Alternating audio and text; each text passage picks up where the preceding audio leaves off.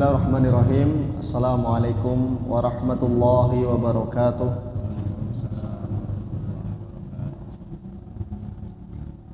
Alhamdulillahirabbil alamin. Wal 'aqibatu lil muttaqin wala 'udwana illa 'alal zalimin. Asyhadu an la ilaha illallah wahdahu la syarikalah.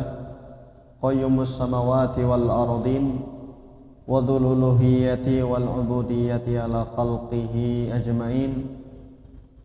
Wa asyhadu anna Muhammadan 'abduhu wa rasuluh, khatamun nabiyyin wa imamul muttaqin wa sayyidul mursalin, sallallahu alaihi wa ala alihi wa ashabihi wa man tabi'ahum bi ihsanin ila yaumiddin.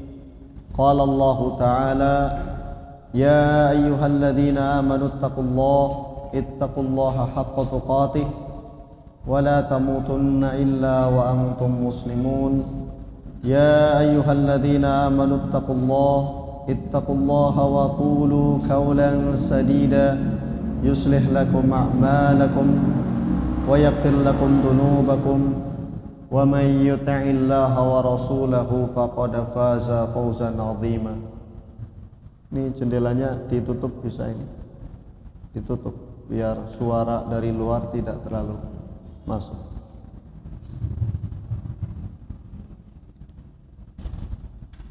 Wa nafiddin azanallahu wa iyyakum. Alhamdulillahirabbil alamin. Dengan pertolongan Allah tabaraka wa taala kita bisa bersua lagi untuk kesekian kalinya pada kesempatan kali ini guna membahas pembahasan yang sangat bermanfaat, pembahasan kitab Ushul Sunnah karya Al-Imam Ahmad rahimahullahu ta'ala, guna mengenal akidah kita sekalian, akidah Ahlus Sunnah wal Jamaah, akidah yang diambilkan dari para salaf, yang dalam hal ini dinukilkan oleh Al-Imam Ahmad rahimahullahu ta'ala. Pada kesempatan kali ini kita akan membaca Al-Aslu Al-Khamis Asyara, pokok yang ke-15 dari Ushul Sunnah terkait tentang Al-Quran. Al-Quran kalamullah wa laysa bimakhluk. Taib yang bawa kitabnya silahkan dibuka. Hadzal yaum anil qari. Taib. Tafadhal ya Ustaz Uldan. Bismillahirrahmanirrahim. Alhamdulillahirabbil alamin. Wassalatu wassalamu ala nabiyyina Muhammadin wa ala alihi wa ashabihi wa man tabi'ahum bi ihsanin ila yaumiddin. Allahumma ighfir lana dzunubana wa dzunuba walidayna wa li muallimina wa li jami'il muslimin wal muslimat, amin ya rabbal alamin. Wa bi isnadikum al mutasil ilal muallif. Al aslu al khamisa asyar. Wal Qur'anu kalamullahi wa laysa bimakhluqin wa la yad'ufu ay yaqula laysa bimakhluqin. Kalamallahi laysa biba'inin minhu wa laysa minhu syai'un makhluqun. Wa iyyaka wa munadharata man ahdatsa fihi wa man qala bil lafzi wa ghairihi wa man waqafa fihi faqala la adri makhluqun aw laysa bimakhluqin wa innama huwa kalamullahi fahadza sahibu bid'atin mithlu man qala huwa makhluqun wa innama huwa kalamullahi laisa bimakhluqin. Baik, jazakallahu khairan. Allahumma ighfir lana wa li walidayna wa li masyayikhina wa li muallimina wa li jami'il muslimina wal muslimati wal mu'minina wal mu'minat. Qala al-muallif rahimahullahu ta'ala waj'ala al-firdausa mathwahu wa iyyana wa nafa'ana bi 'ulumihi fid dharain amin. Wal Qur'anu kalamullah wa laysa bimakhluq. Sekarang al-Imam rahimahullahu ta'ala, Imam Ahli Sunnah Al-Imam Ahmad ibn Hanbal, menjelaskan kepada kita tentang akidah Ahlu Sunnah terkait Al-Quran. Wal Quran kalamullah wa laysa bimakhluk. Al-Quran adalah kalamullah, firman Allah, dan bukan makhluk. Ditegaskan Al-Quran kalamullah, kemudian ditegaskan lagi dengan menafikan bukan makhluk. Laisa bi makhlukin. Ya. Ditekankan pula dengan huruf ba untuk menegaskan bahwa itu adalah penafian. Yang berarti tegas sekali beliau mengatakan Al-Quran adalah kalamullah, firman Allah, bukan makhluk, bukan perkataan makhluk. Ikhwan fillah azanallahu wa iyyakum. Pertama, apa itu Al-Quran? Al-Quran secara bahasa ialah ad-dhammu wal jam'u. Ad-dhammu wal jam'u yang bermakna mengumpulkan. Karena Al-Quran mengumpulkan firman Allah tabaraka wa ta'ala dari Quran surat Al-Fatihah sampai surat An-Nas, mengumpulkan hukum-hukum syar'i. Maka Al-Quran disebut dengan Al-Quran dari kata Quran, qara'a yaqra'u, yang secara bahasa bermakna ad-dhammu wal jam'u.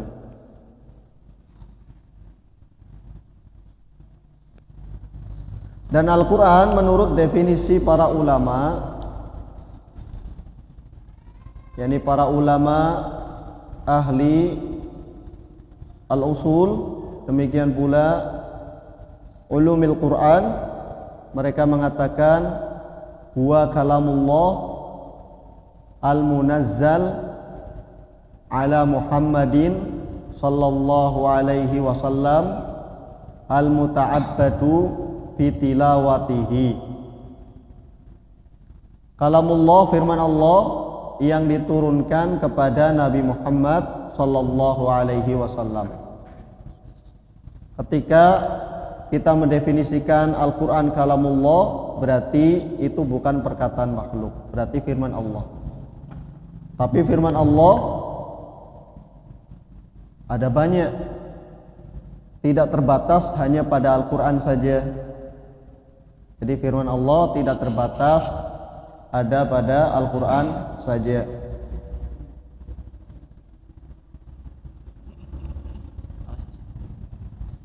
Firman Allah kadang diturunkan kepada selain Nabi Sallallahu Alaihi Wasallam, seperti yang Allah turunkan kepada Nabiullah Musa, yang Allah turunkan kepada Nabiullah Ibrahim, yang Allah turunkan kepada Nabiullah Isa. Itu semua adalah firman Allah pula. Maka Al-Quran ialah yang diturunkan oleh Allah kepada Nabi Muhammad sallallahu alaihi wasallam. Karena yang diturunkan kepada Nabi Musa namanya Taurat, yang diturunkan kepada Nabi Isa namanya Injil, yang diturunkan kepada Nabi Daud namanya Zabur, yang diturunkan kepada Nabi Ibrahim namanya Suhuf, dan seterusnya. Al-Quran ialah firman Allah yang diturunkan kepada Nabi kita Muhammad sallallahu alaihi wasallam. Al-muta'abbadu bitilawatihi, yang mana satu hurufnya bernilai ibadah ketika dibaca. Karena firman Allah yang lain yang diturunkan kepada Nabi bukan hanya berupa Quran, kadangkala berupa hadis qudsi. Dan hadis qudsi tidak seperti Al-Quran, di mana Al-Quran satu hurufnya bernilai sebagai kebaikan, diganjar dengan 10 kali lipat kebaikan, sebagaimana sabda Nabi Sallallahu Alaihi Wasallam, man qara'a harfan min kitabillahi ta'ala falahu bihi hasanatun wal hasanatu bi asyri amthaliha. La aqulu alif lam mim harfun walakin alifun harfun wa lamun harfun wa mimun harfun. Barang siapa yang membaca satu huruf dari Al-Quran, maka baginya satu kebaikan, dan satu kebaikan dilipat gandakan menjadi 10 kebaikan. Aku tidak mengatakan alif lam mim itu satu huruf, tapi alif satu huruf, lam satu huruf, mim juga 1 huruf. Sehingga pada alif lam mim kita akan mendapatkan berapa kebaikan? 30 kebaikan. Karena 1 kebaikan dilipat gandakan menjadi 10 kebaikan. 3 huruf berarti setara atau senilai dengan 30 kebaikan. Itu hanya pada alif lam mim saja. Maka bagaimana kalau kita baca dari awal Al-Fatihah sampai An-Nas, maka banyak sekali kebaikan yang akan kita peroleh. Jadi itulah Al-Quran, firman Allah Tabaraka wa Ta'ala yang diturunkan kepada Nabi Muhammad sallallahu alaihi wasallam, yang 1 hurufnya jika dibaca bernilai 10 kebaikan. Itu Al-Quran menurut definisi para ulama. Qanifidin azanallahu wa iyyakum. Al-Imam Ahmad menegaskan bahwa Al-Quran itu jelas kalamullah, firman Allah, walaysa bimakhluk, dan bukan makhluk. Banyak sekali dalil-dalil yang menunjukkan akan perkara ini, bahwa Al-Quran itu adalah firman Allah, bukan makhluk. Firman Allah bukan makhluk. Ya, banyak sekali dalil-dalilnya. Sebelum kita sebutkan dalil-dalilnya, maka kita perlu mengetahui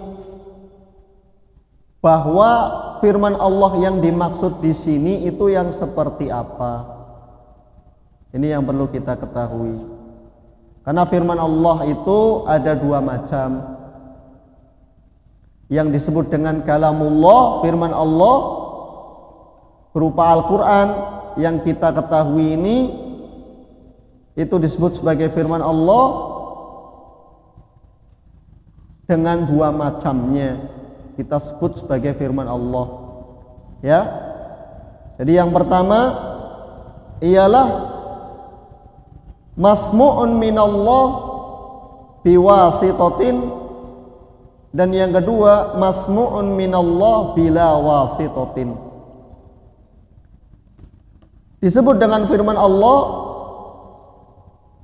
ketika kita mendengar firman Allah tersebut dibacakan oleh selain Allah, dibacakan oleh makhluk-makhluknya, itu juga disebut sebagai firman Allah.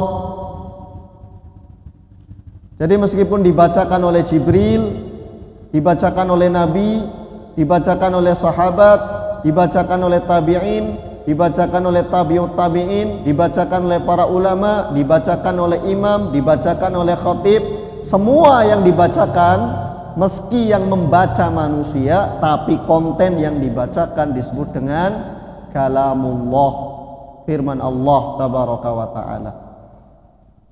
Yang dibacakan itu adalah firman Allah, tidak ada keraguan.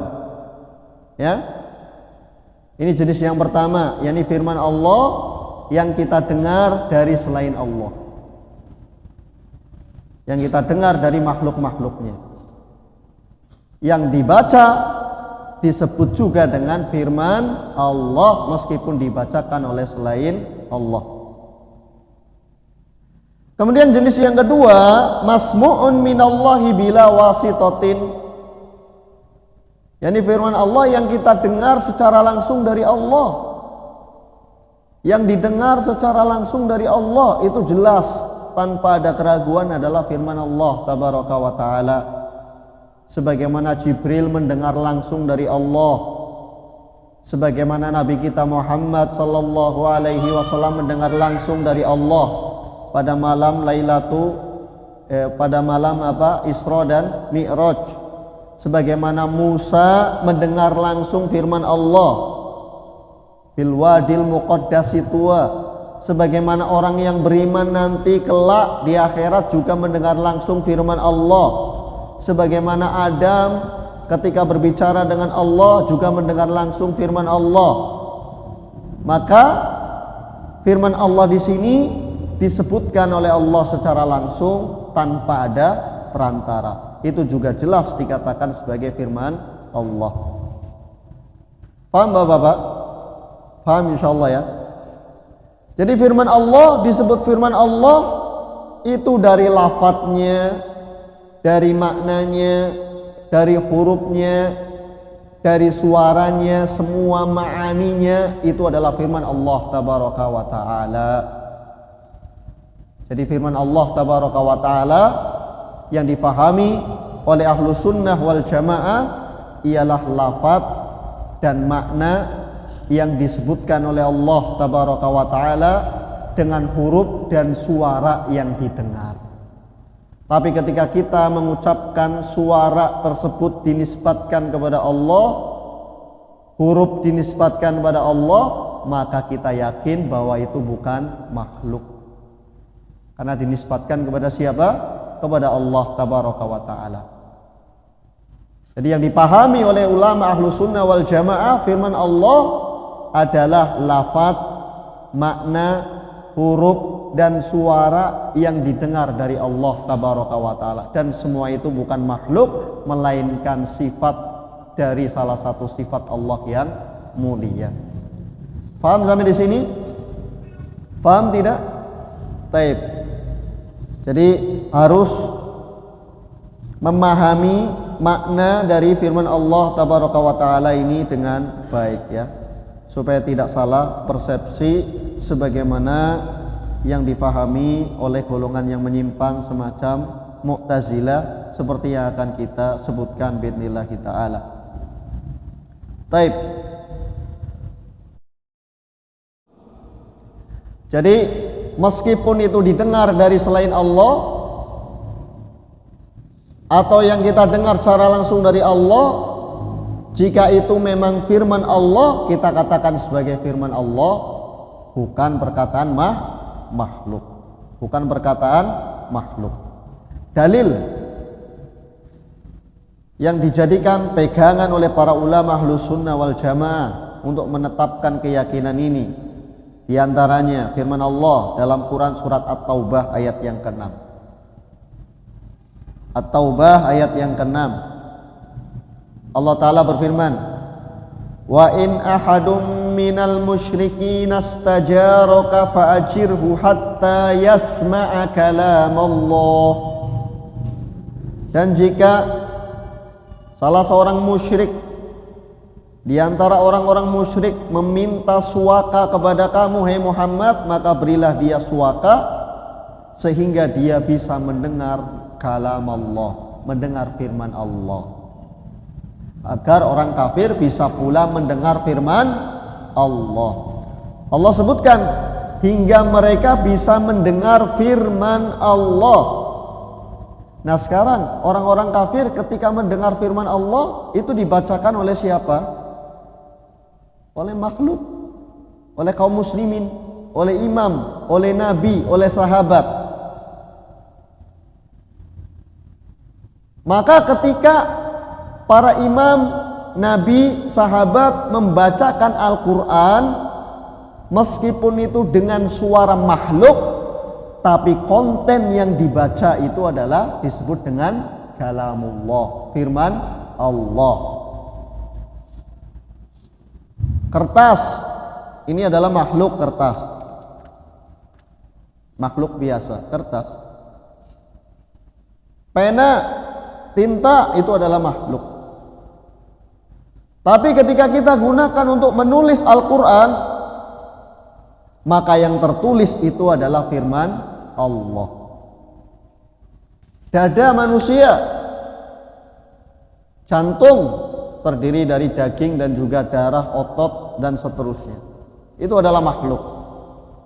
Tapi ketika digunakan untuk menghafal firman Allah, maka yang ada tersimpan di dalam dada itu adalah kalamullah, firman Allah tabaraka wa ta'ala. Paham Bapak-bapak? Paham adik-adik ya? Jadi firman Allah itu apa? Adalah suatu ucapan yang diucapkan oleh Allah tabaraka wa ta'ala dengan huruf, makna, lafaz dan suara, yang semua itu kalau dinisbatkan kepada Allah tabaraka wa ta'ala maka bukan makhluk, akan tetapi salah satu di antara sifat-sifat Allah yang mulia. Sudah gampang saja untuk kita mengimani masalah ini, bahwa Al-Quran itu adalah kalamullah, laisa bimakhluk. Taib. Dalil berikutnya yang menunjukkan bahwasanya firman Allah itu adalah kalamullah. Al-Quran adalah kalamullah, bukan perkataan manusia, bukan makhluk. Di Quran surat Al-Muddathir ayat ke-24 sampai ayat ke-29 Allah Ta'ala berfirman mengisyaratkan tentang seorang laki-laki. Kalau tidak keliru dia adalah Al-Walid ibnul Mughirah, dedengkot orang kafir Quraisy, di mana dia mengucapkan ucapan yang keji yang Allah sebutkan di Quran surat Al-Muddathir ini.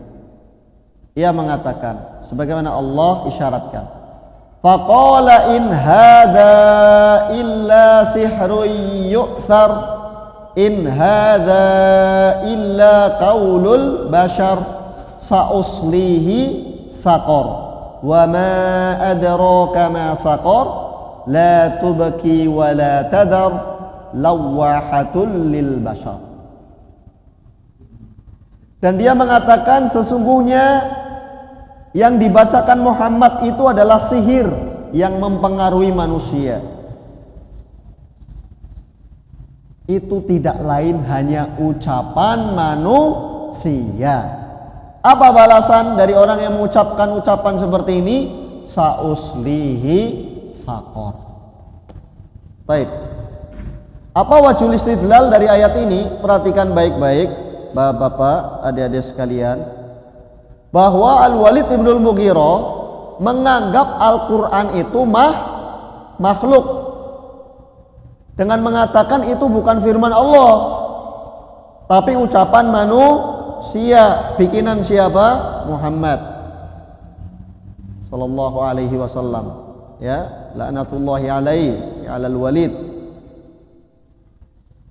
Lihat, ketika dia berkeyakinan Al-Quran itu makhluk, bukan firman Allah, apa balasan yang dia terima? Sa'uslihi saqar.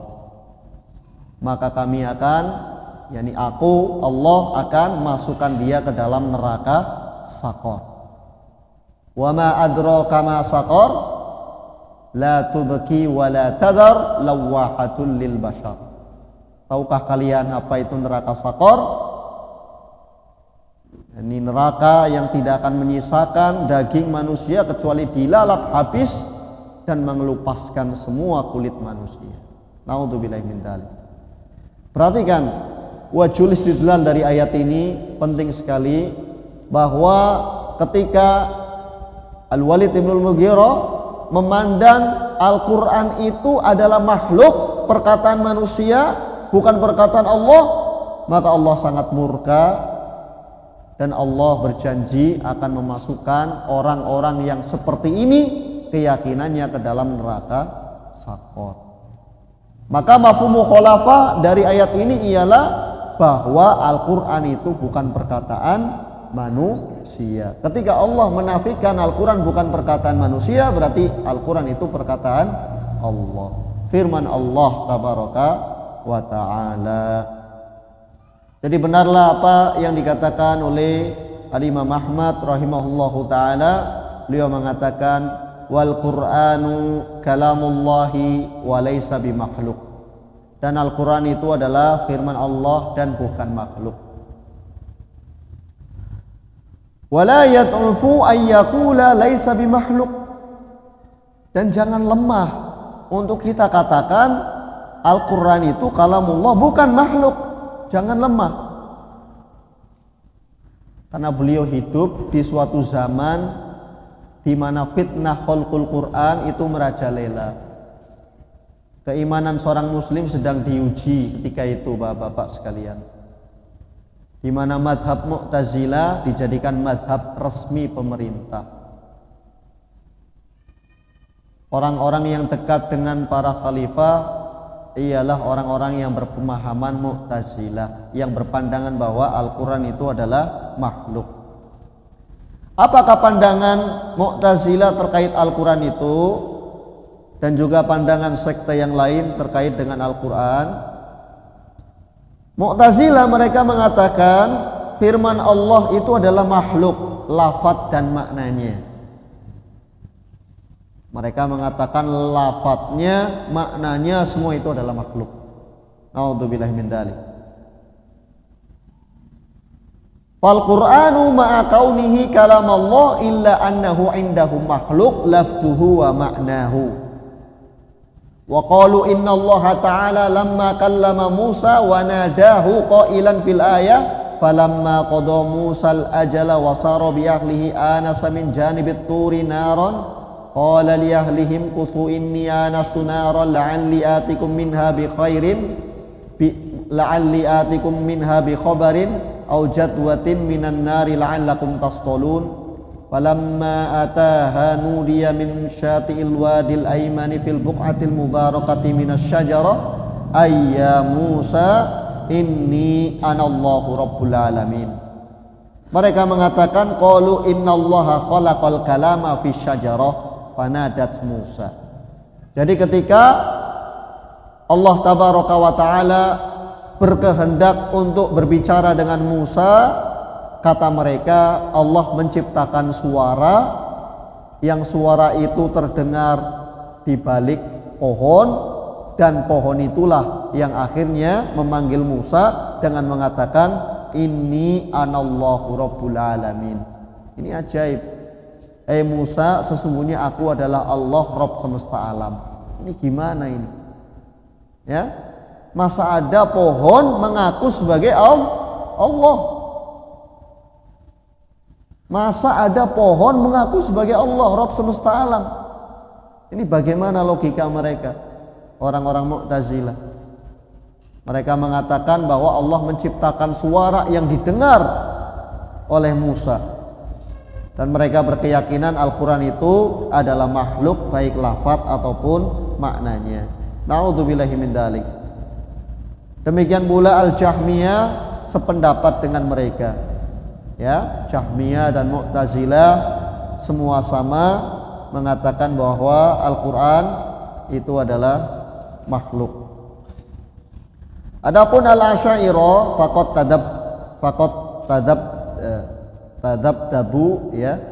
Jadi mudabdab fil kalamil ilahi wa akhadhu nisfa madhhabi ahli sunnah wa nisfa madhhabil Mu'tazilah. Adapun Al-Asy'ariyah maka mereka mengambil sebagian madhabnya Mu'tazilah dan mengambil sebagian madhabnya Ahlu Sunnah. Mereka mengatakan kalamullahi nisfun makhluk wa nisfun ghairu makhluk, fal lafdhu makhluk wal makna ghairu makhluk. Mereka mengatakan firman Allah itu ada dua, terdiri dari dua macam, lafadznya itu makhluk, maknanya itu adalah firman Allah tabaraka wa ta'ala. Jadi mereka menjadikan lafadznya itu makhluk, akan tetapi maknanya itu adalah dari Allah tabaraka wa ta'ala. Atau mereka mengatakan ibaratun an kalamillah, yang sejatinya kalau difikirkan kita akan bingung sendiri apa yang dimaksud dengan ibaratun an kalamillah. Apakah itu firman Allah tapi kemudian diejawantahkan maknanya oleh Jibril, sehingga itu berarti buatan Jibril, bukan firman Allah tabaraka wa ta'ala? Atau itu diejawantahkan oleh Nabi SAW? Maka kalau kita mengambil madhabnya ahlul kalam dalam masalah Al-Quran seperti ini, kita akan mengalami kegoncangan dan tidak memiliki akidah yang kuat dan tetap. Sehingga yang betul ialah akidah ahlu sunnah wal jamaah, ya, dengan mudahnya memberikan suatu pegangan kepada kita, suatu akidah, ya, al-mu'taqad as-sahih, keyakinan yang benar pada kita bahwa Al-Quran itu adalah kalamullah laisa bimakhluk. Al-Quran adalah firman Allah, bukan makhluk. Dari lafadznya, dari suaranya, itu semua adalah firman Allah tabaraka wa ta'ala, dan kalau dinisbatkan kepada Allah itu merupakan salah satu sifat di antara sifat-sifat Allah tabaraka wa ta'ala.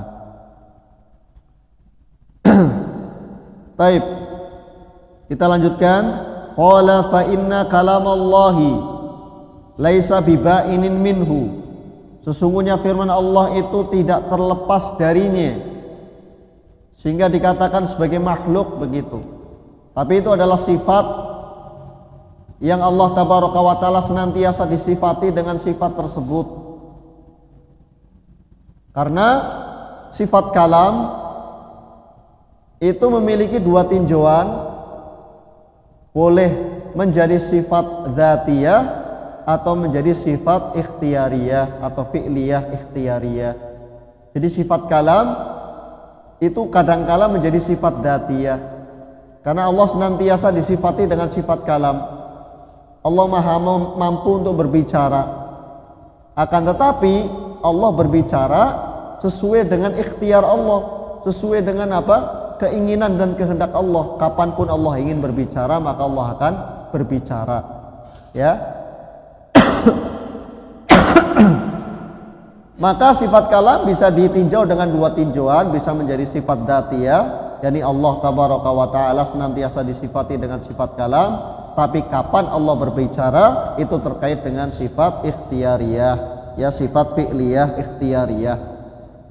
Maka fa inna kalamallahi laisa biba'inin minhu, firman Allah itu tidak terlepas sehingga dikatakan sebagai makhluk, tapi itu adalah suatu sifat dari sifat-sifat Allah. Walaysa minhu syai'un makhluk, dan tidak ada darinya, yakni dari Allah tabaraka wa taala, suatu makhluk. Yani kalau itu adalah merupakan bagian dari sifat Allah, ya, maka tidak dikatakan sebagai makhluk. Jika itu adalah sifat Allah, maka tidak dikatakan sebagai makhluk. Wa iyyaka wa munadharata man ahdatsa fihi, dan jauhilah oleh kalian berbantah-bantahan terhadap masalah ini dengan menantang orang-orang yang melakukan perbuatan bid'ah dalam masalah ini. Dalam hadis yang diriwayatkan oleh Abu Hurairah, Nabi SAW bersabda, al-mira'u fil Qur'ani kufrun. Barang siapa berbantah-bantahan dalam masalah Al-Quran yang melazimkan keraguan, maka itu adalah kekufuran, maka kafir. Diriwayatkan oleh Abu Dawud, Imam Ahmad dan selainnya. Taib. Jadi ikhwani fiddin, azanallahu wa iyyakum, Al-Imam Ahmad rahimahullahu taala mewanti-wanti kepada kita agar tidak berbantah-bantahan dalam masalah Al-Quran, karena berbantah-bantahan dalam masalah ini bisa memunculkan keraguan-raguan dan juga kesesatan. Wa man qala bil lafzi wa ghairihi wa man waqafa fihi faqala la adri makhluqun aw laysa bimakhluq wa innama huwa kalamullah fa hadza sahibu bid'ah. Barang siapa yang mengatakan lafzi bil Qur'ani makhluk atau selainnya, atau yang bertawakuf, ini masih terkait tentang sebagian kelompok di zaman Imam Ahmad yang bertauriyah,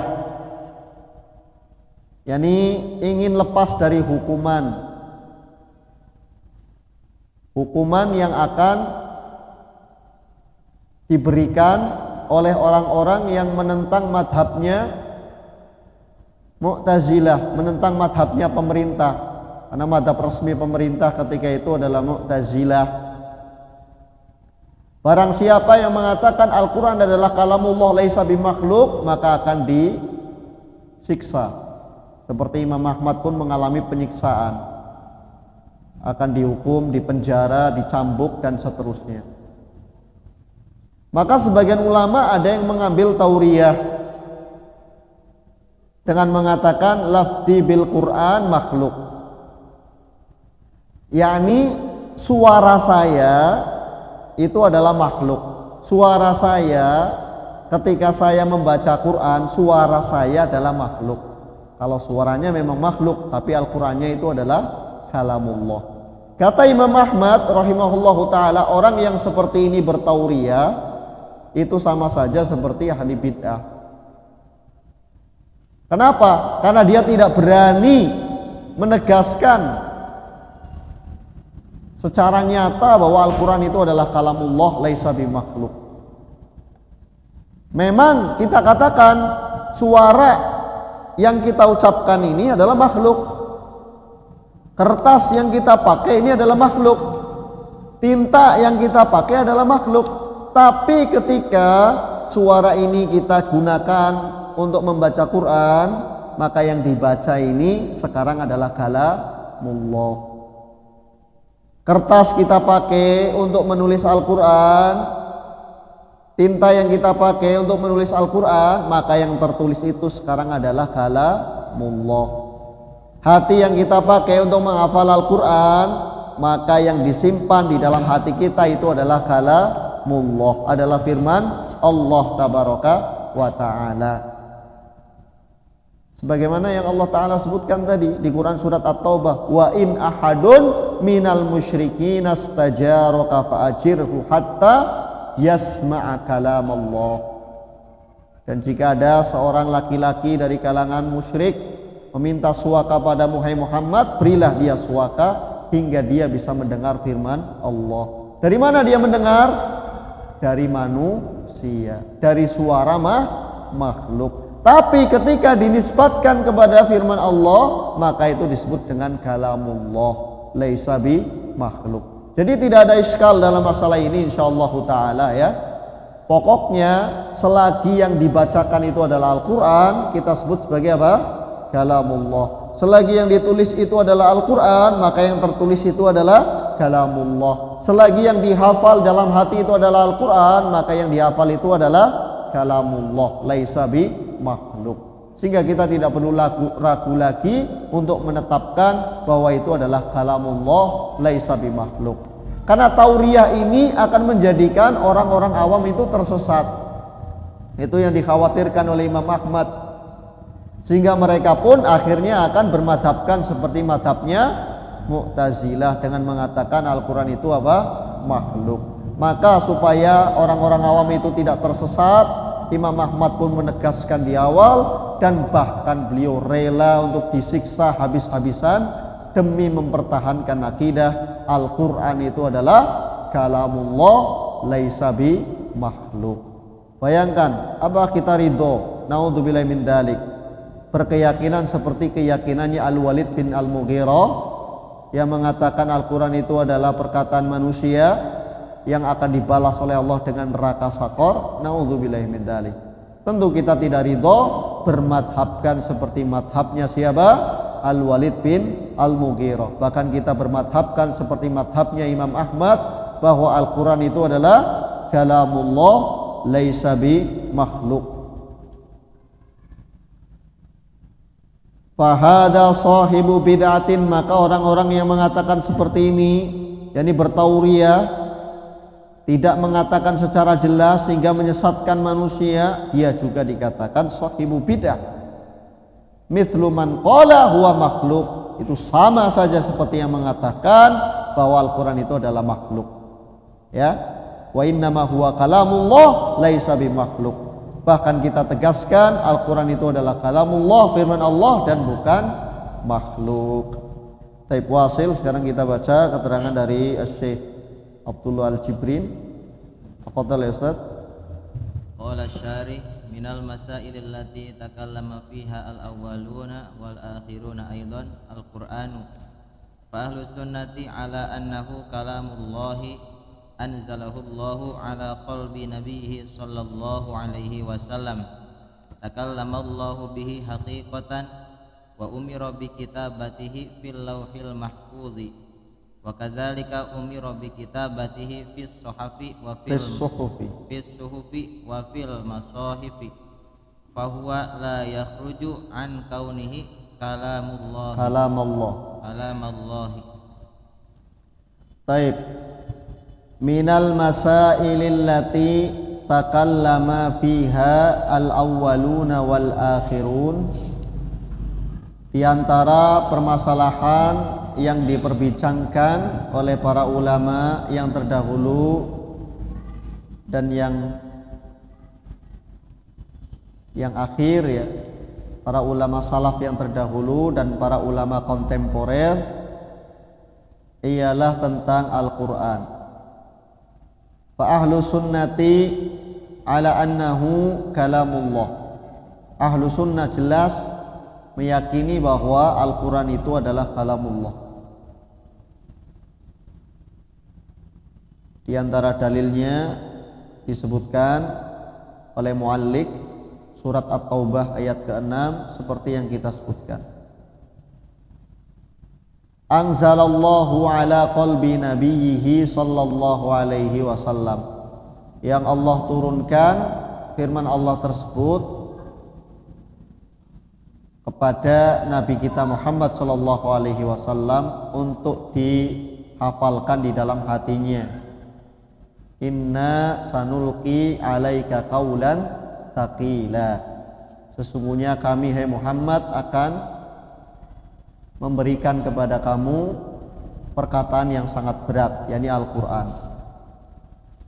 Fa idza qara'nahu fattabi qur'ana thumma inna alaina bayana.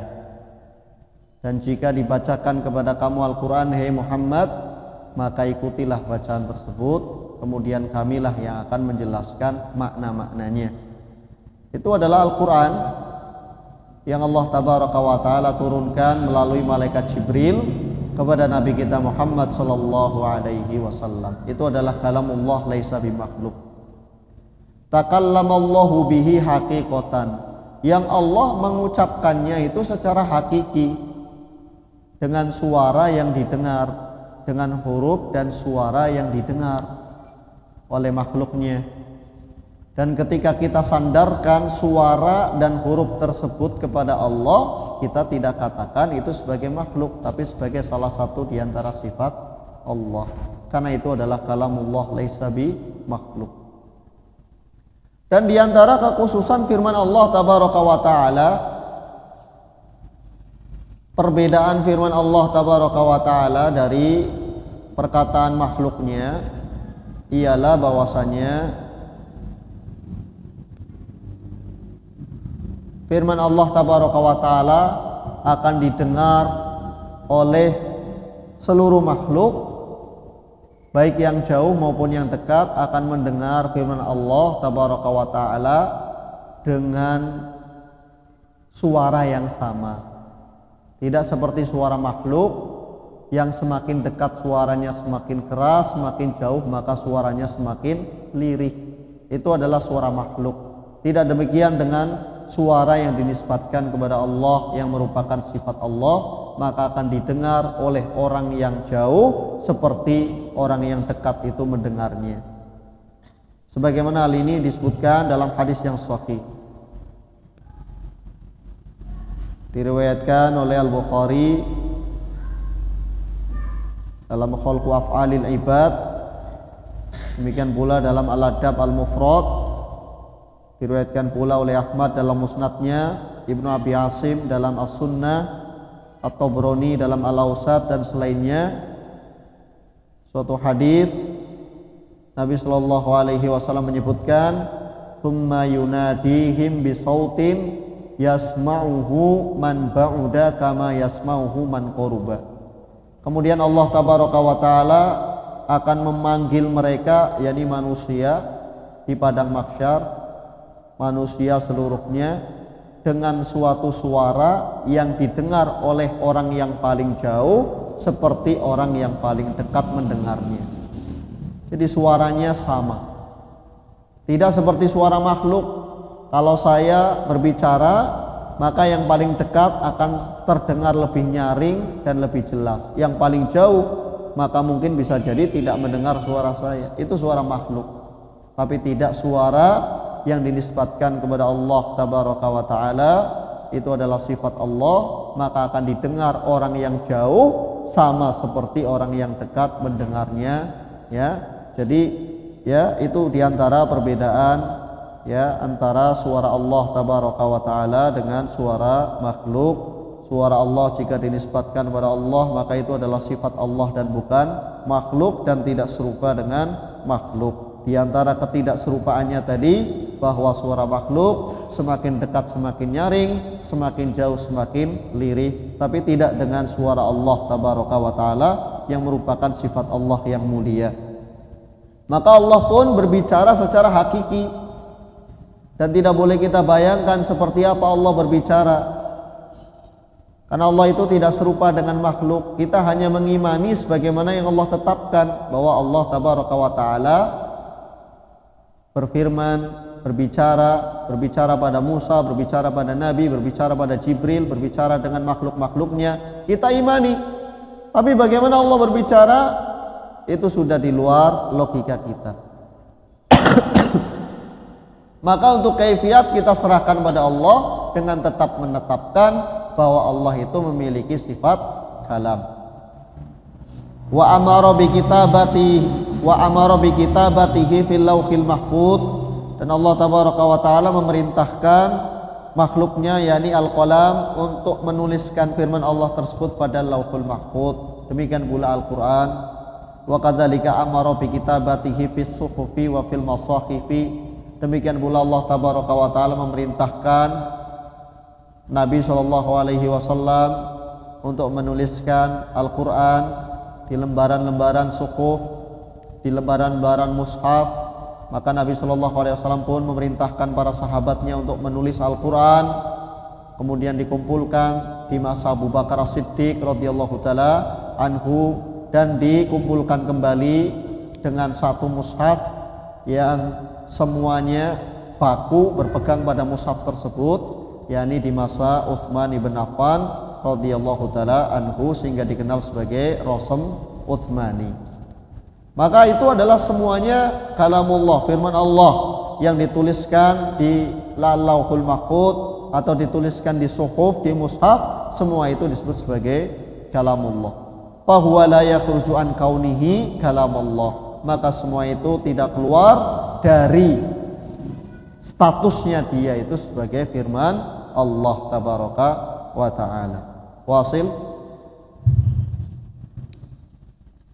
Wa ankara dzalikal mu'tazilatu wal abadiyatu alladzina fi umanin wa ghairihim wa qalu innahu makhluqun wa ja'aluhu kasairil makhluqati. Wa radda alaihim ahlus sunnati wa bayyanu anna Allah ta'ala mutakallimun wa yatakallamu idza syaa'a wa anna kalamahu qadimun naw'i mutajaddidul ahadi wa anna min jumlati kalamihi hadzal qur'anu.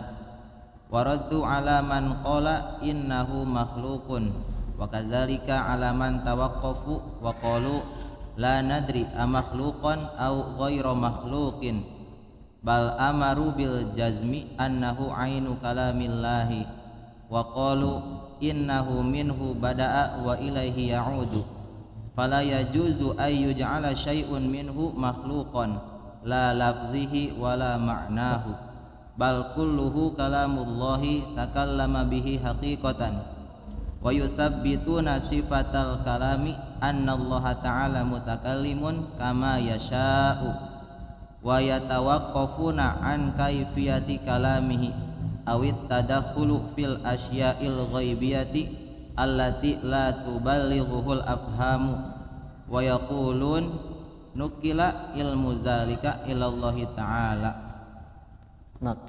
Baik.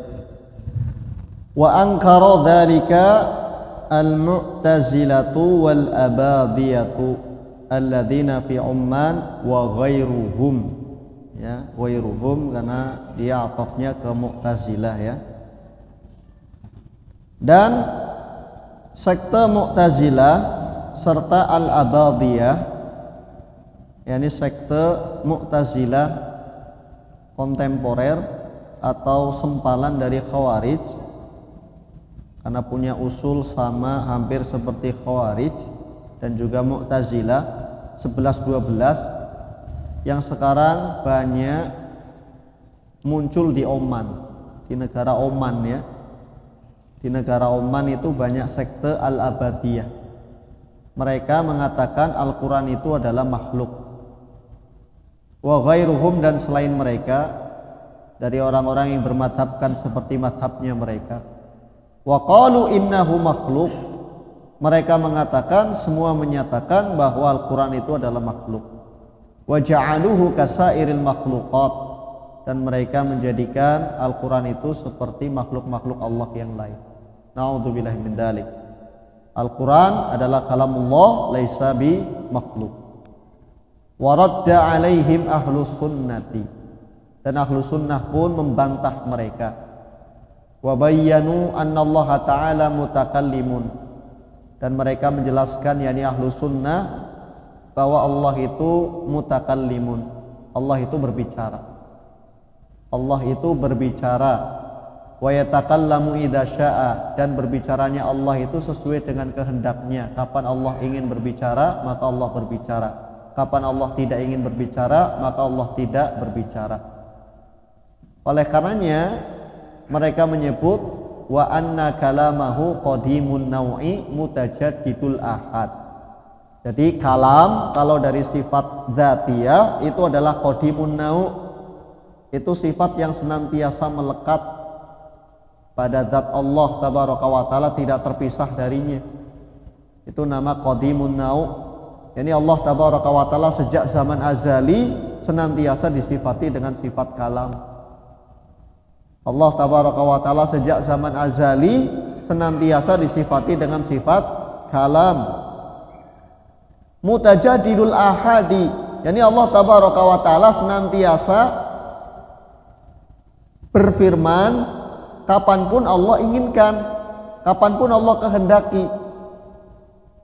Karena ada firman Allah tabaraka wa taala yang sekarang Allah belum firmankan, nanti kelak di hari kiamat baru Allah firmankan. Secara nau'nya dia qadim, tapi secara pelaksanaannya, tanfidnya, maka itu mutajaddid. Ya, itu apa? Diperbaharui. Artinya apa? Diperbaharui di sini bukan bermakna kalam Allah itu hadis, bukan. Kalam Allah itu makhluk, bukan. Akan tetapi apa?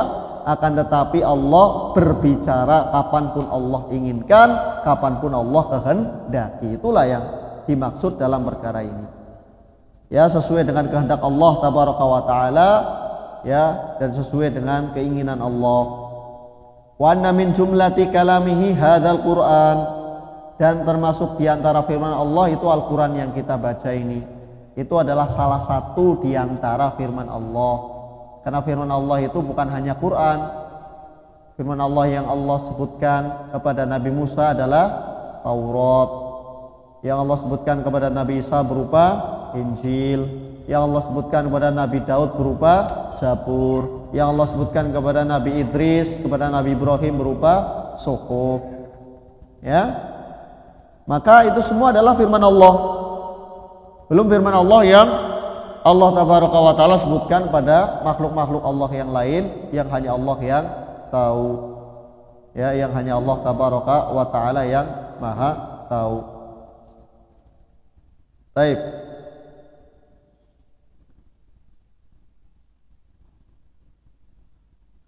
Waraddu ala man qala innahu makhluk, dan mereka ahlu sunnah pun membantah orang-orang yang mengatakan Al-Quran itu makhluk.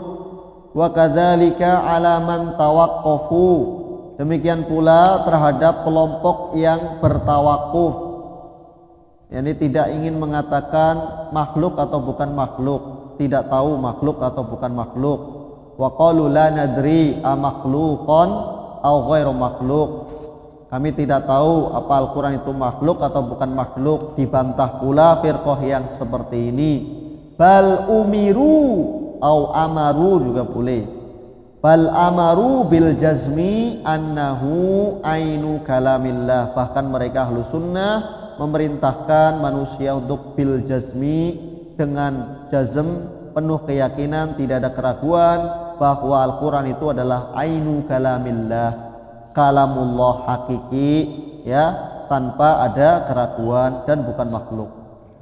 Wa qalu innahu minhu bada'a wa ilaihi ya'ud, dan mereka mengatakan firman Allah itu adalah berasal dari Allah dan kembali pada Allah. Maksudnya apa?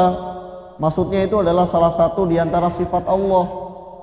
dari Allah dan kembali dinisbatkan kepada Allah. Jadi apa? Itu adalah firman Allah tabaraka wa ta'ala. Di firman Allah adalah berasal dari Allah yang kita baca. Misalkan kalau saya baca A'udzubillahi minasyaitonirrajim. Bismillahirrahmanirrahim. Alhamdulillahi rabbil alamin. Ar-Rahmanir-Rahim.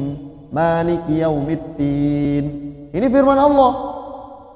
Asalnya adalah dari Allah tabaraka wa ta'ala dan dinisbatkan, dikembalikan kepada Allah tabaraka wa ta'ala. Maka yang saya baca tadi adalah kalamullah laisa bi makhluk. Itu adalah firman Allah, bukan makhluk. Taib. Fala yajuzu ayyuj'ala syai'un minhu makhluqan. Maka tidak boleh untuk kita jadikan sesuatu dari Al-Quran itu sebagai makhluk. La lafduhu wa la maknahu. An yuj'ala syai'un minhu makhluqan. La lafduhu, ya.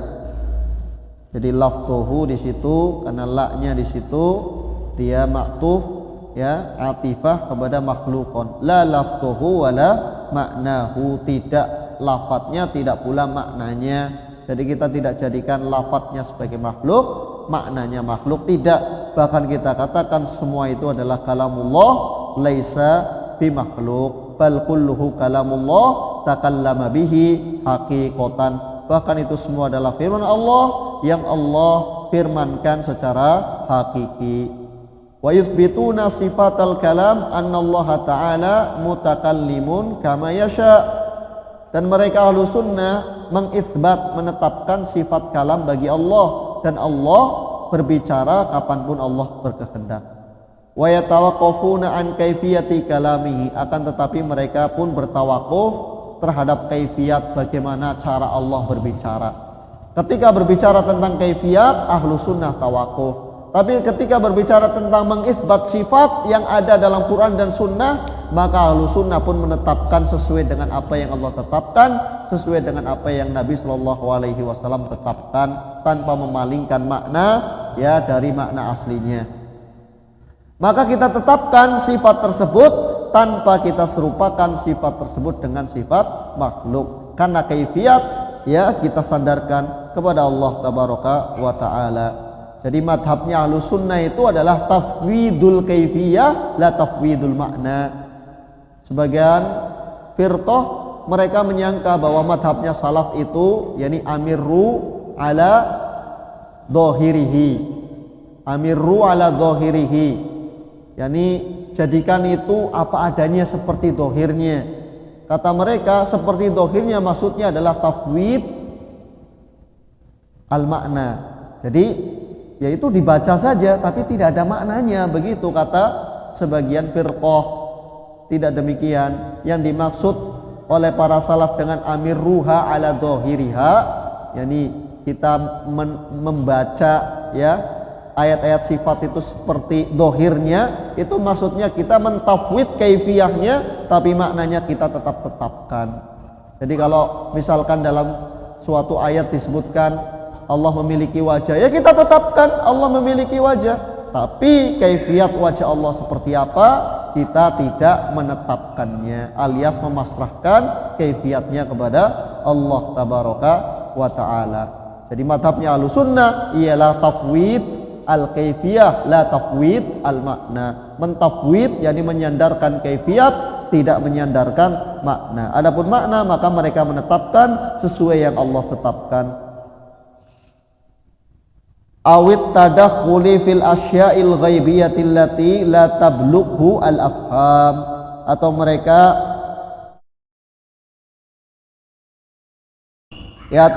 juga bertawakuf, ya, diam dari masuk ke dalam perkara-perkara gaib yang tidak diketahui oleh akal pikiran mereka, yang tidak mereka bisa fahami dengan baik melalui akal pikiran, karena itu perkara-perkara yang gaib.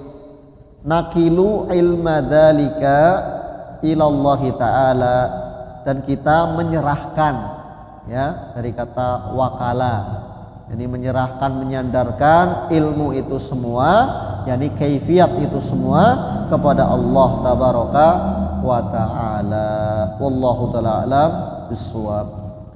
Intinya ikhwani fiddin, bapak-bapak yang dimuliakan oleh Allah, adik-adik sekalian, bahwasanya Al-Qur'an itu adalah firman Allah, bukan makhluk. Yang dimaksud dengan firman Allah di sini ialah dari lafadznya, hurufnya, suara yang didengar itu semua adalah firman Allah tabaraka wa taala. Namun kalau kita sandarkan kepada Allah, itu merupakan sifat-sifat Allah yang mulia yang tidak serupa dengan makhluk. Wallahu taala alam bissawab. Ila huna fihi soal. Ya. Di sini beliau mengatakan termasuk yang waktu tadi dia mengatakan itu termasuk bahasa sahih bid'ah ya, termasuk bisuman orang. Jadi termasuk orang-orang yang mengatakan yang tahu dia tadi termasuk mengatakan sama saja dengan orang yang mengatakan Al-Qur'an makhluk. Nah, bagaimana nasib imam-imam yang lain ketika kita waktu di antaranya yang anak pendapat Imam Syafi'i termasuk yang menggunakan tauriah ketika bahasa syadidnya khalifah ketika itu yang bermaksud Mu'tazilah. Nah, bagaimana kita menimbang perkataan Imam Ahmad yang termasuk beliau termasuk jatuh mana ini. Nah, kemudian yang kedua, bagaimana mungkin saya bisa menceritakan kisahnya Imam Bukhari ketika beliau juga tertuduh dalam masalah ini oleh guru beliau Imam Taib. Pertama terkait penisbatan tadi kepada Al-Imam Syafi'i, Allahu ta'ala alam.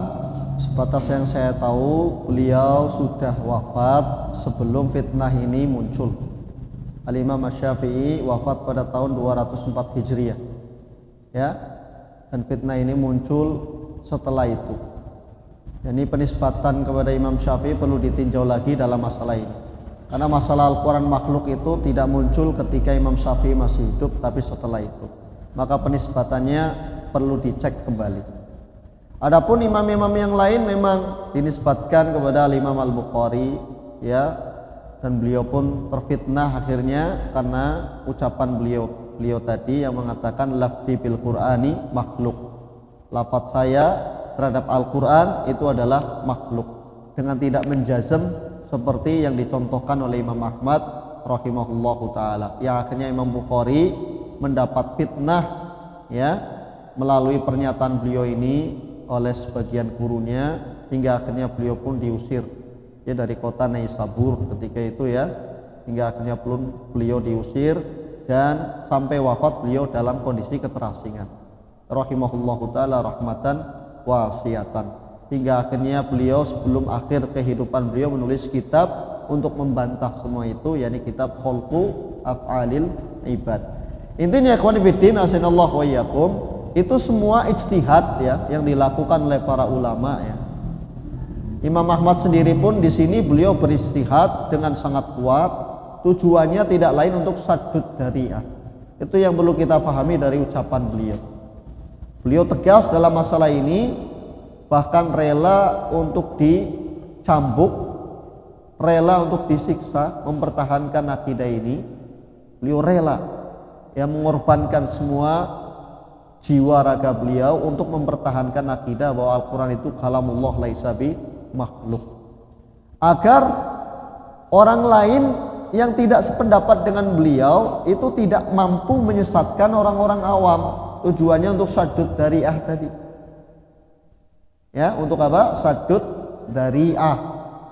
Sehingga ketika beliau tegas dalam masalah ini, ya, kita tidak bisa untuk menyalahkan beliau. Memang kondisinya ketika itu memang sedang fitnahnya itu sangat besar, dan kita juga tidak bisa menyalahkan 100% para ulama sebagian yang bertauriah, karena mungkin mereka mengambil rukhsah untuk mengatakan apa lafzi bil Qur'ani makhluk, agar terhindar dari apa, dari hukuman yang dilakukan oleh apa, waliul amri ketika itu. Yang andai kita hidup di zaman mereka, mungkin kita tidak tahu akankah kita tetap bermadhab seperti madhabnya Imam Ahmad, atau bertauriah, atau naudzubillah mungkin malah mengikuti madhabnya Mu'tazilah, karena kondisi yang begitu mencekam tatkala itu, karena kekuasaan ya dipegang oleh Mu'tazilah. Nah, Beliau di sini untuk menegaskan saja supaya orang-orang awam yang mengikuti beliau itu benar-benar paham dan tidak terjatuh pada kesalahan.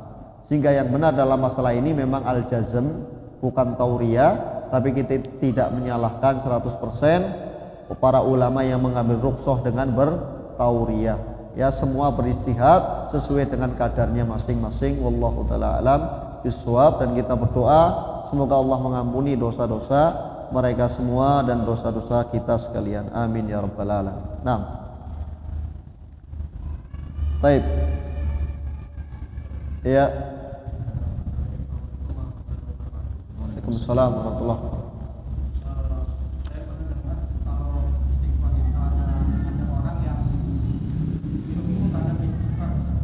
Kenapa? Cukup dihukum.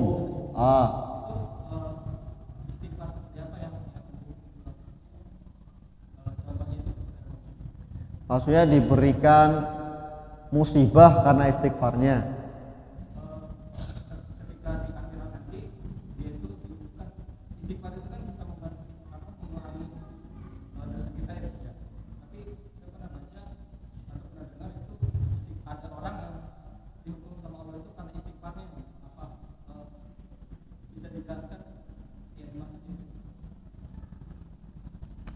Baik, saya baru dengar ya keterangan seperti itu. Tapi yang sering saya dengar dan sering saya baca dari keterangan para salaf, istighfaruna yahtaju ila istighfarin. Istighfar kita butuh istighfar. Istighfar kita butuh diistighfari. Itu yang sering saya dengar dan sering saya baca. Maksudnya apa? Sekuat apapun kita berusaha untuk istighfar, ternyata istighfar kita itu masih banyak celah, masih banyak kekeliruan, masih banyak kesalahan. Mungkin saja kita beristighfar dengan hati yang ghaflah, hati yang lalai begitu ya. Ketika kita beristighfar hanya mengucapkan saja, tapi hatinya tetap bermaksiat pada Allah tabaraka wa taala. Dalam kondisi itu, naudzubillahi min dzalik, berarti istighfarnya dia butuh diistighfari. Istighfarnya dia mungkin ketika itu adalah dinilai sebagai perbuatan dosa, karena dia melecehkan lafaz istighfar itu sendiri dengan melakukan dosa, tapi lafaznya istighfar. Atau mungkin ya dia beristighfar tidak sesuai dengan tuntunan Nabi Shallallahu Alaihi Wasallam, dengan istighfar yang dibuat-buat oleh dirinya sendiri, ya dengan zikir-zikir yang dibuat oleh dirinya sendiri, meskipun maknanya istighfar tapi itu tidak sesuai dengan tuntunan. Maka kalau tidak sesuai dengan tuntunan, Allah tidak menerima amal ibadahnya. Mungkin istighfar yang seperti inilah yang dikatakan akan menjadi sebab seorang itu dihukum oleh Allah tabaraka wa taala. Wallahu taala alam bisawab. Ya, adapun istighfar secara umum yang bermakna kita memohon ampun atas dosa-dosa kita, itulah istighfar yang akan bermanfaat. Bahkan dikatakan dalam hadis, tuba liman wajada fi sahifatihi istighfaran katsira. Sungguh beruntung orang yang mendapati di kitab catatan amalannya istighfar yang sangat banyak. Maka perbanyaklah istighfar, karena istighfar itu akan menghapuskan dosa-dosa kita, memberikan kita keberkahan ya hidup biidznillah ta'ala, dan banyak sekali keberkahan-keberkahan yang ada dengan memperbanyak istighfar. Nastaghfirullah wa natubu ilaih. Baik. Ya. Waalaikumsalam warahmatullahi wabarakatuh.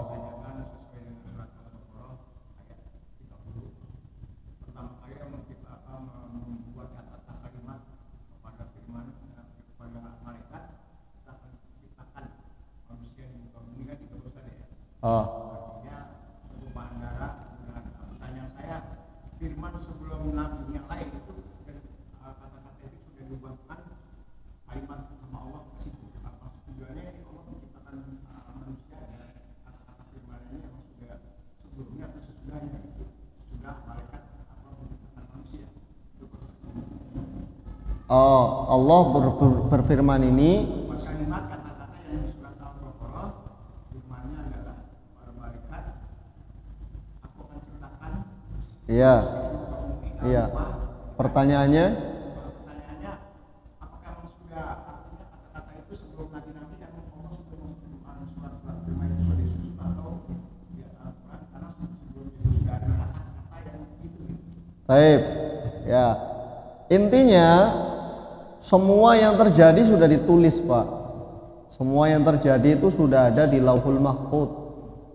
Ceritanya, firman Allah juga sudah tertulis di Lauhul Mahfuz. Tinggal nanti peristiwanya itu terjadi sesuai dengan takdir di Lauhul Mahfuz, baru Allah nanti berfirman lagi sesuai dengan firman yang Allah tuliskan tadi. Paham tidak? Jadi semua sudah Allah firmankan, termasuk Al-Quran sudah Allah firmankan di Lauhul Mahfuz, sudah Allah firmankan. Tapi nanti ada kejadian yang menjadikan itu sebab Allah berfirman lagi dengan firman yang dahulu pernah Allah firmankan. Paham ya? Baik, jadi seperti itu. Wallahu ta'ala alam bisawab. Intinya kalau kita melihat pada kejadian seluruh ya alam semesta itu sudah difirmankan oleh Allah dan ditulis di Lauhul Mahfuz. Nah, Ada dua soal tadi. ya. Yang pertama yang sering saya pikirkan itu masalah firman Allah, misalkan ketika pengeluaran Allah mengeluarkan Nabi Adam dari surga, atau tentang peristiwa Nabi Musa yang bil wadil muqaddas itu tiap kita baca kadang-kadang redaksinya berbeda. Misalkan qolah bitu ba'dukum li ba'din adu atau fahbit minha atau apa ya, pokoknya sering ada beda-beda kalimat. Nah, jadi yang Allah firmankan itu dulu ketika Nabi Adam keluar itu yang mana mungkin itu, apakah boleh juga bertanya seperti itu ya mungkin. Yang kedua, ini dalam fikih biasanya ada sering disebut qaryah, batasan qaryah itu seperti apa? Semisal mengurus jenazah itu fardu kifayah, kalau tidak ada satu aja di kampung itu maka berdosa semua. Nah, yang dimaksud kampung itu batasannya seperti apa? Itu saja Ustaz. Baik, ini pertanyaan bagus ya. Baik. Kalau kita lihat redaksi, Allah berfirman pada Nabi Musa, Allah berfirman kepada Adam, itu maka kita akan lihat perbedaan redaksi di setiap ayatnya. Ya, misalkan qolah bitu minha jami'a. Ya. Sini. Kemudian ada pula di ayat yang lain ya, wala taqraba hadhihi syajarata fatakuna minadh dhalimin fa'azallahuma syaitanu anha fa'akhrajahuma mimma kana fi wa qulna bitu ba'dukum li ba'din adu. Nah, di sini ada perbedaan redaksi begitu ya antara ayat ayat yang lain. Ya, ayat yang satu berfirman misalkan ihbitu dengan khitabnya domir antum, kadangkala khitabnya itu domirnya musanna begitu ya. Nah, ini pertanyaan bagus sekali, apakah Allah itu berfirman dengan semua itu? Yang jelas Allah berfirman dengan semua ini di dalam Al-Quran, itu jelas kita yakini, karena itu firman Allah yang kita baca kan? Ya tidak, pasti Allah berfirman dengan firman ini di dalam Al-Quran. Tapi redaksi yang Allah sebutkan kepada Adam, apakah itu dengan bahasa Quran atau bahasa yang Allah sebutkan pada Adam? Adam bahasanya apa? Ada yang mengatakan Adam memakai bahasa Suryani. Bahasa Suryani itu bahasanya kaum Semit, bahasanya Nabi Nuh. Kita nggak tahu bahasa Suryani seperti apa. Ya, orang bilang itu bahasa Assyria kuno, Suryani makanya. Allahu a'lam bishawab. Berarti Allah tabaraka wa ta'ala berfirmannya bukan seperti itu, tapi dengan sigot yang dipahami Adam dengan menggunakan bahasa Suryani. Atau demikian pula yang Allah tabaraka wa ta'ala firmankan kepada Musa dengan bahasa yang dipahami oleh Musa, bahasa apa? Ibrani, tidak dengan bahasa Al-Quran. Allah sebutkan di dalam Al-Quran pasti seperti itu adalah firman Allah, karena Allah sebutkan dalam Al-Quran. Tapi kenyataannya ketika Allah sebutkan kepada Musa itu seperti apa, kita tidak tahu karena kita tidak diberitahukan redaksi yang asli ya. Wallahu ta'ala alam bisawab. Jadi intinya kalau itu selama disebutkan dalam Al-Quran, berarti Allah menyebutkan itu sebagai firman Allah di dalam Al-Quran, dan perbedaan redaksi itu berarti Allah ingin mengambilkan makna yang Allah Tabaraka wa Ta'ala firmankan kepada Musa. Intinya maknanya semuanya sama dan satu sama lain itu saling melengkapi, saling mewakili satu sama lain. Dan itu nanti kaitannya mungkin pada hukum fikih, pada hukum balaghah, pada hukum nahwu. Itu ya bisa kita ambil perbedaan redaksi itu faidahnya dari hukum-hukum yang lain. Wallahu ta'ala alam bissawab. Untuk kemudian batasan Korea. Batasan Korea untuk apa? Untuk safar atau untuk yang disebut Korea itu seperti apa? Misalnya di safar disebut Korea, terus pas pelaksanaan fardu kifayah itu Korea lagi pembahasannya. Kalau satu Korea tidak melaksanakan dosa semua gitu kan. Korea itu maksudnya batasannya seperti apa? Taib. Korea itu wallahu ta'ala alam batasannya ya. Secara urf ya. Secara urf saja disebutkan itu tidaklah ada 3 orang yang berada pada suatu Korea yang tidak menegakkan sholat Jumat ya, atau menegakkan sholat 5 waktu, yani menegakkan apa? Sholat jamaah, maka illa istahwada alaihimus syaitan. Ya ma min thalathin, tidaklah 3 orang di suatu Korea, 3 orang menegakkan sholat jamaah di suatu Korea kecuali mereka akan dikuasai oleh setan. Ini menunjukkan dalam mazhab Syafi'i ya bahwa hukum sholat jamaah itu fardu kifayah. Nah di sini disebutkan Korea, ya artinya apa? Artinya bahwasanya minimal mungkin seorang dikatakan Korea itu 3 orang laki-laki. 3 orang laki-laki itu sudah disebut dengan Korea atau 3 orang keluarga. Karena di situ disebut mamin thalathin, tidaklah 3 orang pada suatu Korea. Berarti kan mewakili 3 orang tadi sudah mewakili Korea. Kalau 3 orang sudah mewakili Korea, berarti kata Korea yang paling minimal itu yasduku ala thalatha. Ya untuk 3 orang. Tapi secara umum itu kepada uruf yang berlaku itu disebut Korea. Nah kalau dalam safar disebut meninggalkan Korea kalau kita melewati batas dari Korea, batas desa. Maka kalau Korea sekarang gampang ya kelurahan begitu ya, misalkan kelurahan ada Gapura kelurahan, Selamat Jalan di kelurahan apa Cibarusa atau apa. Nah kecamatan ya juga ada batasnya sendiri. Nah sekarang kalau disebut Korea di sini ya alhamdulillah sudah ada batasan RT 1, RT 2, RT 3. Ya RT 1 itu insya Allah sudah disebut Korea. Ya. 1 RT itu sudah disebut sebagai apa? Korea. Tatanan yang paling kecil kalau dalam struktur apa namanya? Pemerintahan kita itu apa namanya? Dasawisma ya. Dasawisma itu 10 rumah dalam 1 RT. Tempat saya itu masih ada. Ya, misalkan 1 RT ada 10 dasawisma. 10 dasawisma berarti 1 RT ya itu ada berapa? 1000 kakak ya. Atau 5 lah, 5 dasawisma. Berarti 1 RT ya ada 50 ya, ada berapa? 50 kakak ya dalam 1 RT. Nah, 1 RT itu sudah disebut sebagai Korea. Ya, paling minimal berarti 3 orang begitu ya. Allahu ta'ala alam bisawab. Nah, orang dikatakan berdosa ya kalau di suatu desa itu tidak ditegakkan sholat jamaah ya. Kalau tidak ada sama sekali yang menegakkan sholat jamaah berarti minimal 2 orang yang menegakkan sholat jamaah. Kalau sudah ditegakkan berarti gugur dosa fardu kifayah bagi yang lain, tapi kalau sama sekali tidak ada yang mengerjakan maka mereka semuanya berdosa.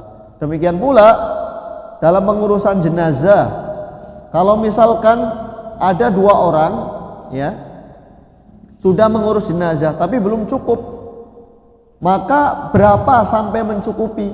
Misalkan cukupnya 4 orang, maka 4 orang itu berarti wajib untuk mereka. Kalau kurang dari itu berarti mereka tetap terhitung berdosa. Jadi kalau terkait fardu kifayah itu kita kembalikan kepada definisinya maqama man yakfi, ya. Idza qama man yakfi saqata anil baqin. Jika sekelompok orang yang mencukupi itu sudah melakukannya, maka gugur bagi yang lain. Nah, kata mencukupi inilah yang perlu kita sematkan, bukan maqamal ba'd saja, tapi maqama man yakfi, ya.